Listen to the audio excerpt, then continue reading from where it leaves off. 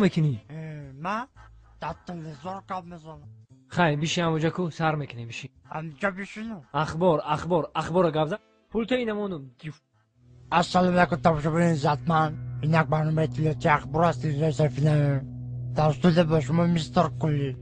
هفته سپشل در شهر دوشنبه در چشمون کرده.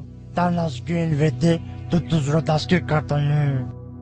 صدراعظم نجمی و بهرام غفوری ساعت 12 شب بین تظاهراتگری از خانه بیرون شده و خانه عبیدالله سعدالله حمله کردند.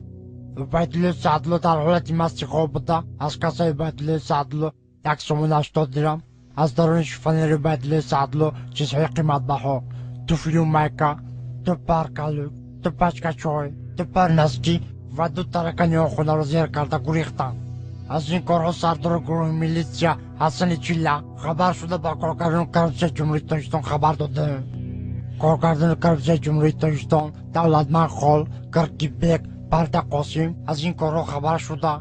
هرچین غارتگرها را دستگیر کرده و درون کاخ برباد بردن. صدراعظم نجمی و بهرام غفوری به درون کاخ برباد برده. صدراعظم نجمیدین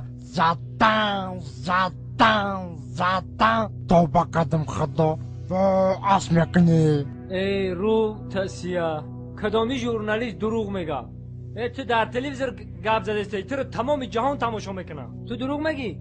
تو رو خلق میدونه چیکار میکنه؟ سنگ شپت میکنه. نخواد ژورنالیست دروغ بگه. چه داره بزنی؟ تو فالبینی دروغ گفته استی.